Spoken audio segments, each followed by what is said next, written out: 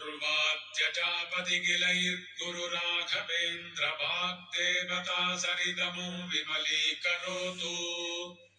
श्रीराघवेन्द्रः सकलप्रदाता स्वपादकञ्जध्वज भक्तिमद्भ्यः अघात्रिसम्भेदन दृष्टिवज्रः क्षमासुरेन्द्रो वतु मां सदाजम् श्रीराघवेन्द्रो हरिपादकञ्जनिषेवणाल्लब्धसमस्तसम्पत् देवस्वभावो दिविजद्रुमोऽयमिष्टप्रदो मे सततं स भूयात् भव्यस्वरूपो भवदुःखतूलसङ्घाग्निचर्यः सुखधैर्यशाली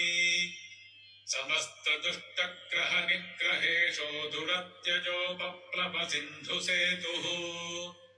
निरस्तदोषो निरवद्यवेषः प्रत्यर्थिमूकत्वनिदानभाषः विद्वत्परिज्ञेय महाविशेषो वाग्वैखरी